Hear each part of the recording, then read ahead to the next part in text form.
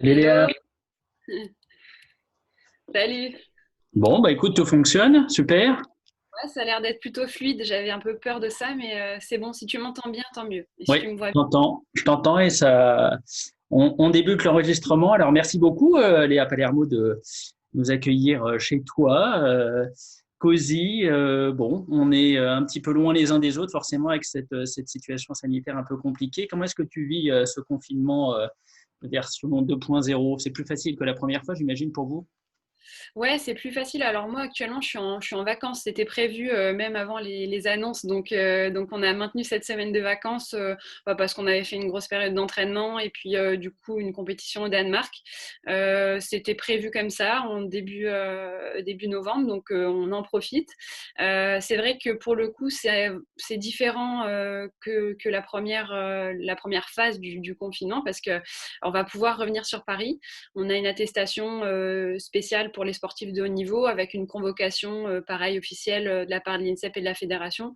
Donc oui, c'est différent dans la mesure où nous, notre quotidien ne va pas changer, mis à part le fait que forcément, il va falloir être soit chez soi, soit à l'INSEP. Mais Vous oui, allez oui, c'est pouvoir vous entraîner en fait quasi normalement.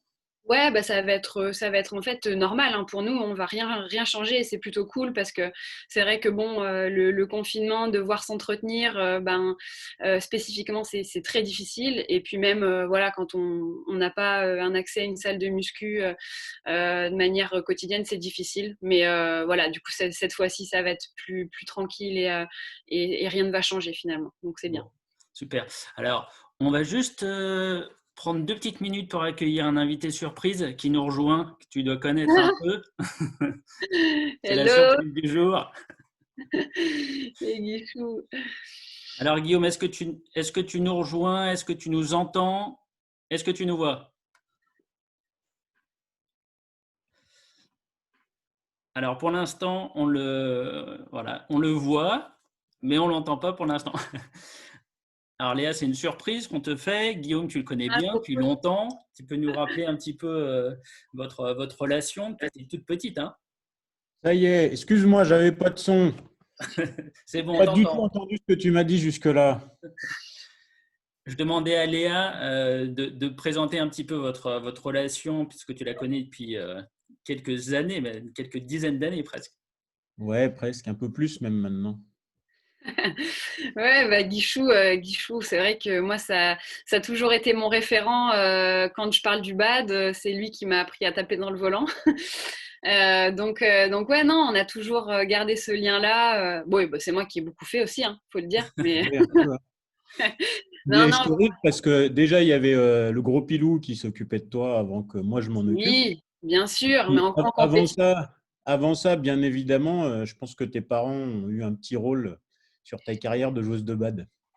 Ouais, ouais, ils m'ont laissé partir, enfin commencer déjà dans un premier temps très vite. Hein, finalement, c'est vrai que les entraînements sont intensifiés assez rapidement. Donc ouais, Guillaume, c'est celui qui m'a accompagné dans tout ça quoi au début. Bon, il devait être fier la semaine dernière, ou il y a 10 jours, là, de te voir aller aussi loin sur un tournoi comme le Danish. Est-ce que tu peux nous raconter cette aventure un peu incroyable entre les conditions de jeu, le fait que vous arriviez si loin pour un premier tournoi, quelque chose d'assez impensable avant la compète? Ouais, déjà, en fait, on était remplaçant 16 hein, avec Julien. Nous, c'est notre première compétition ensemble. Donc, forcément, on s'attendait à ce qu'on soit dans la réserve liste, ce qui était le cas à la place numéro 16. Donc, on savait que potentiellement, avec l'annulation de la Thomas Hubert et puis l'annulation aussi du deuxième tournoi au Danemark prévu après, du coup, celui-là, on savait que potentiellement, on pouvait y avoir moins d'Asiatiques qui allaient se déplacer. Ça a été le cas et c'est ce qui nous a permis de pouvoir nous exprimer en tout cas sur le terrain. Donc ça, c'est une première chose. Donc on s'attendait sans trop s'y attendre de pouvoir jouer sur les terrains au Danemark, tout en sachant que c'était notre première ouais, compétition ensemble.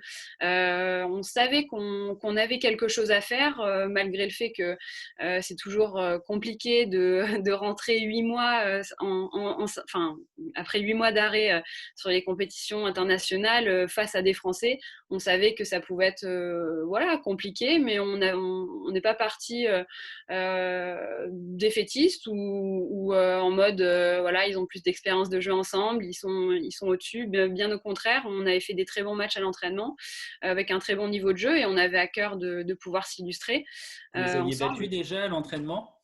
Oui, oui, oui, c'est souvent 50-50, hein. On a un très bon groupe d'entraînement de mix, là, de plus en plus, ça monte en termes de niveau de jeu. Donc, on s'entraîne très bien.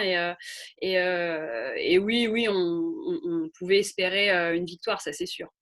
Donc deux paires françaises, après les Maggie qui sont quand même une des références en Europe, que vous passez super bien aussi, puis les Hadcock en demi, où là ça passe à rien, quoi. Donc votre niveau de jeu quand même sur une première compétition assez incroyable. Ouais, en fait, notre niveau de jeu s'est élevé au fur et à mesure des tours et c'est ça qui est vraiment intéressant et dont il faut se souvenir en termes de ressenti, surtout sur le terrain, parce que en fait, on s'est rendu compte qu'on était capable de rivaliser déjà dès le début avec les meilleures paires européennes, donc y compris, j'inclus Ronan et Anne, hein, qui ont déjà un beau palmarès à leur actif, qui ont fait de très bonnes performances aussi dans le passé.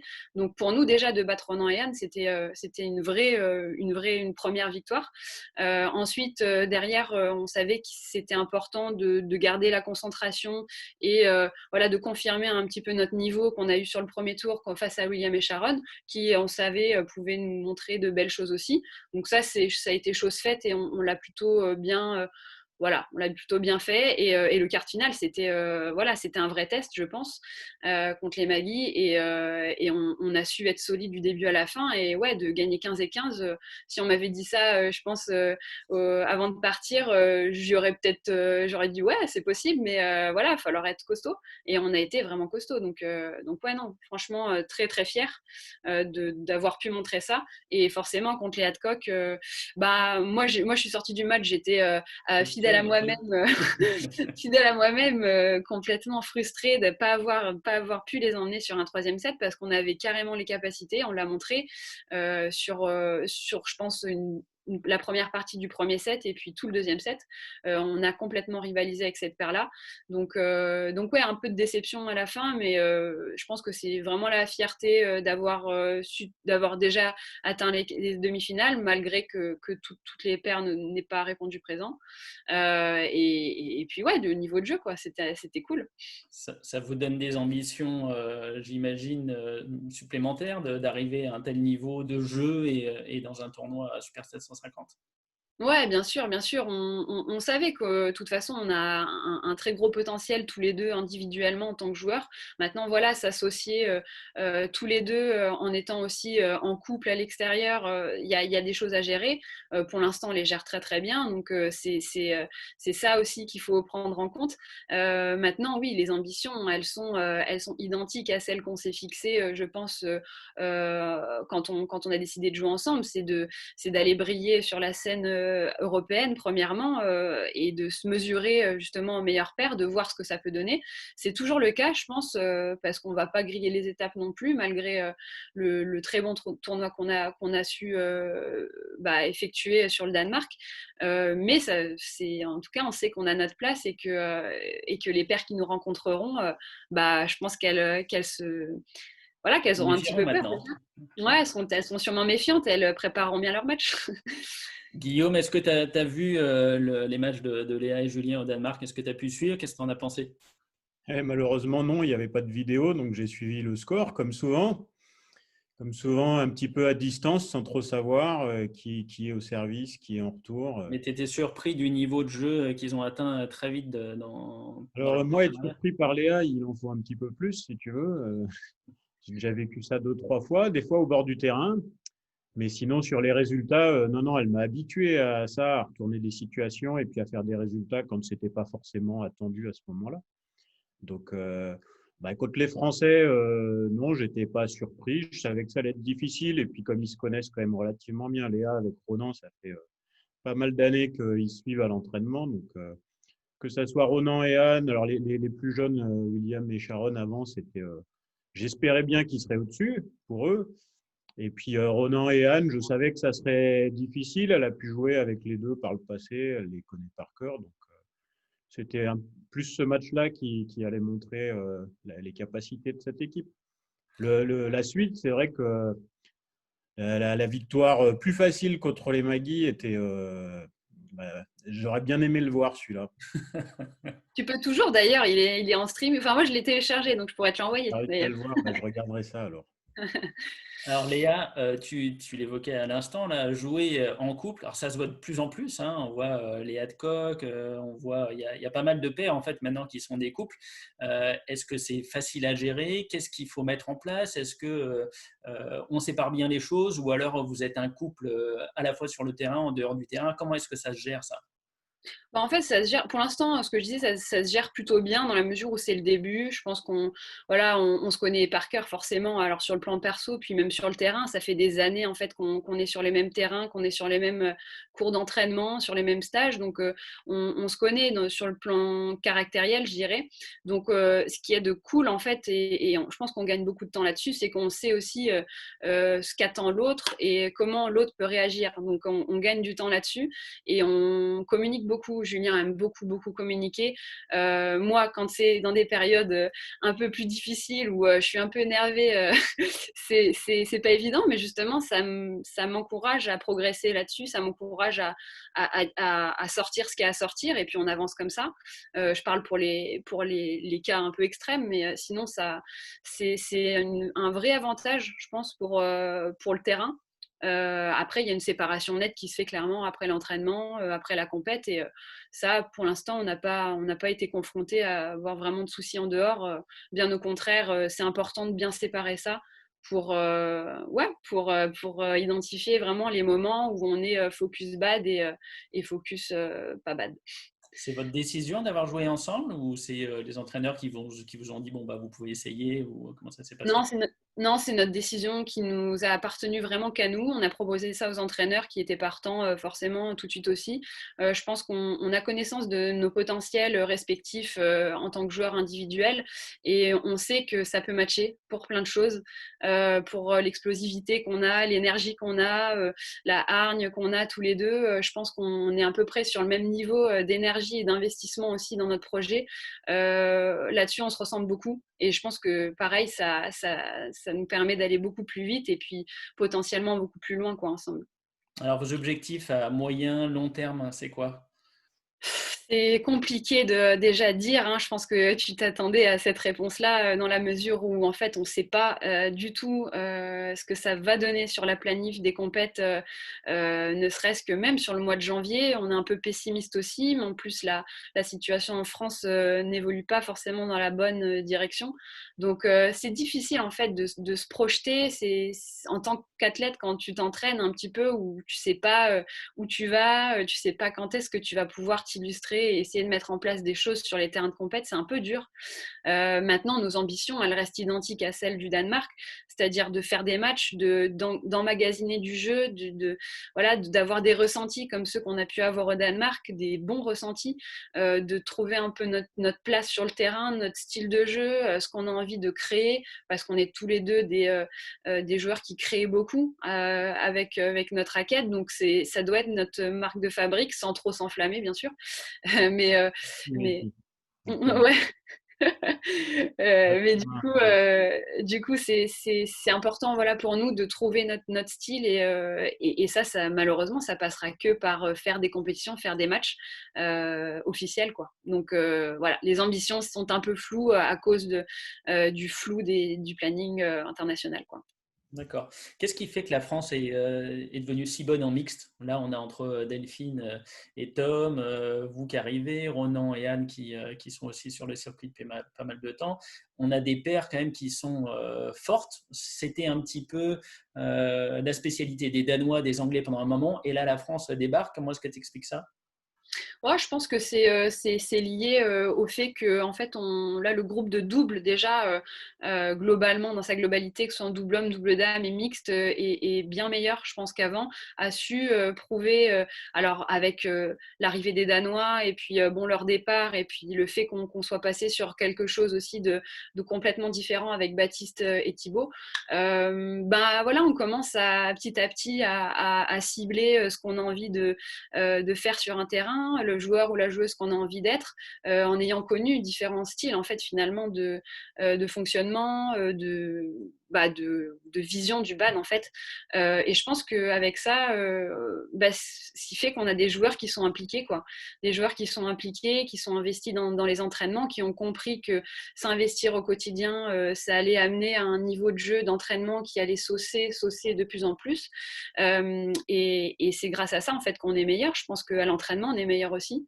Et on se pousse tous vers le haut. Et plus on reproduira ce niveau-là à l'entraînement, comme je le disais, aujourd'hui, on a un groupe de mixtes qui est très bon, qui a un très bon niveau de jeu à l'entraînement. Plus on aura ce niveau-là, à l'entraînement, j'entends, plus on sera bon en compète, ça c'est clair.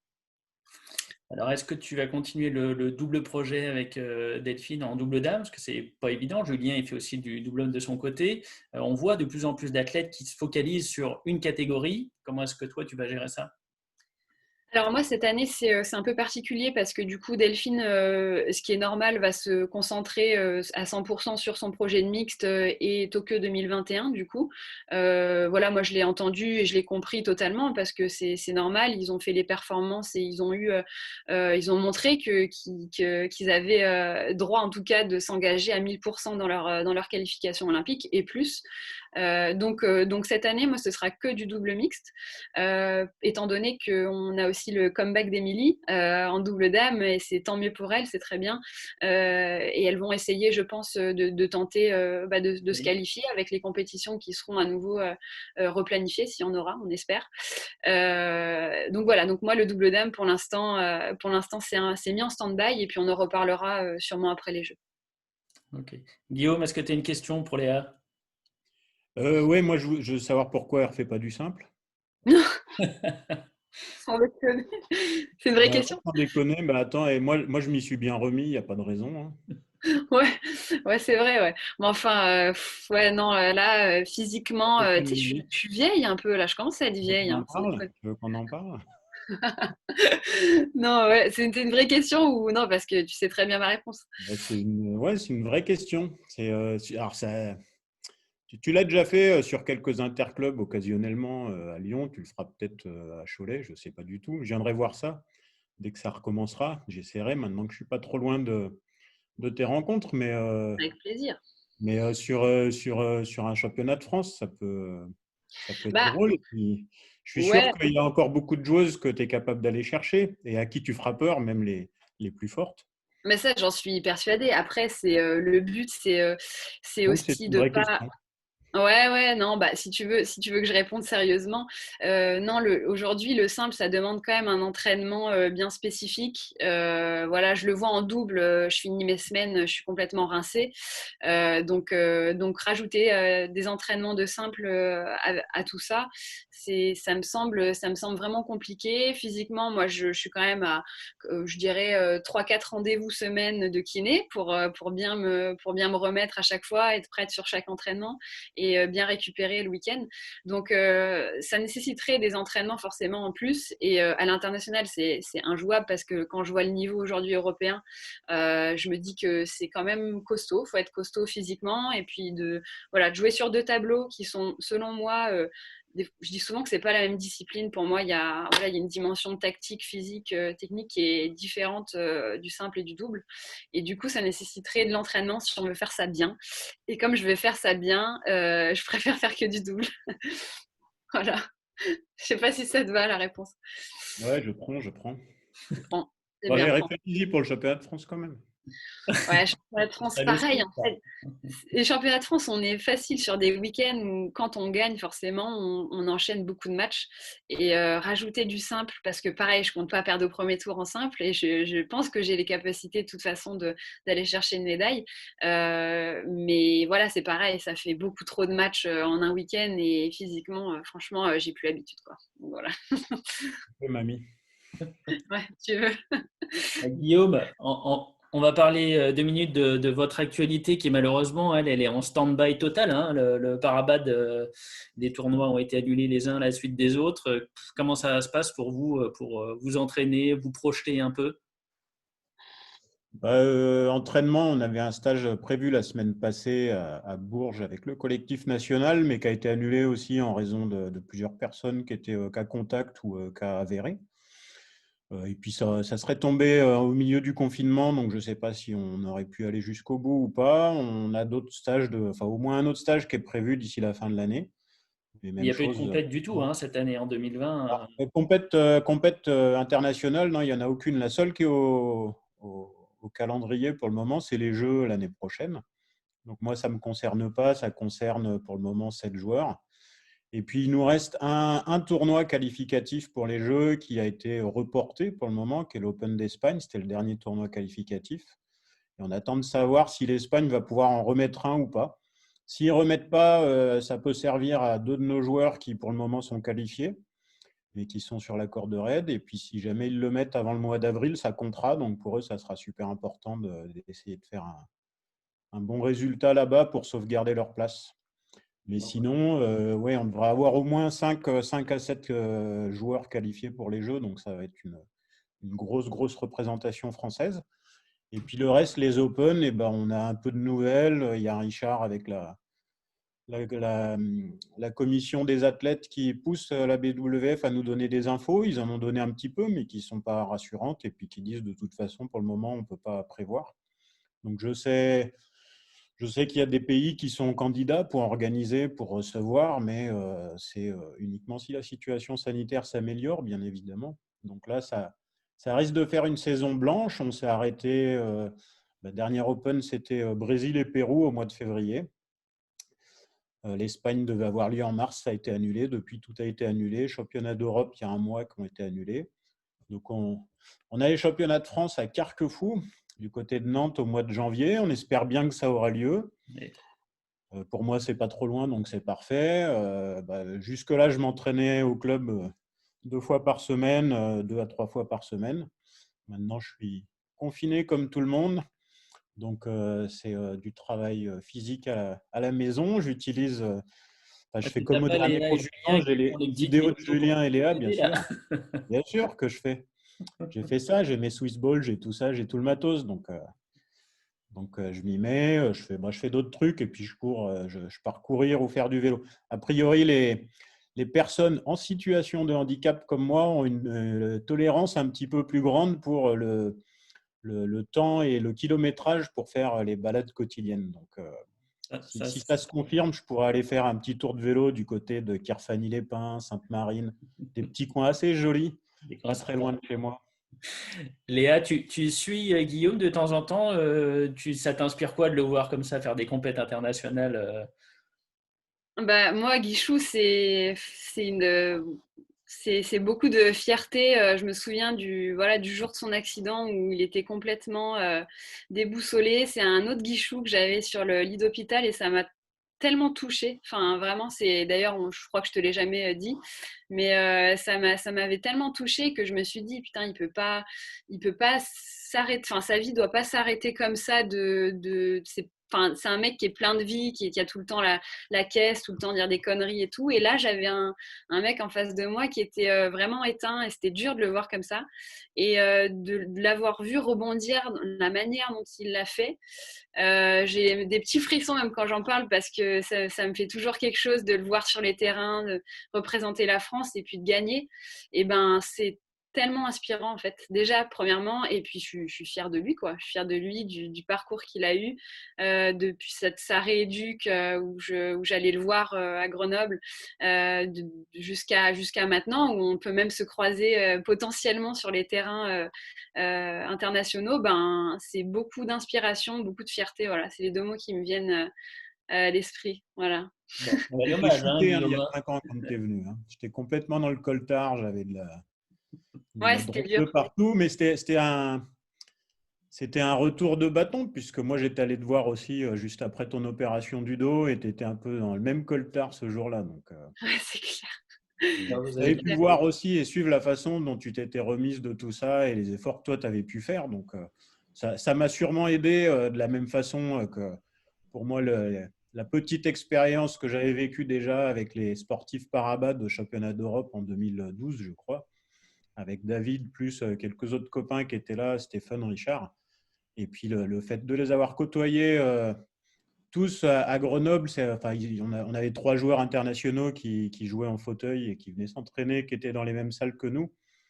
que les autres, même si je ne les entraînais pas directement, ça a été une source de motivation supplémentaire pour pouvoir accepter tout ça et faire en sorte que ça se passe le mieux possible.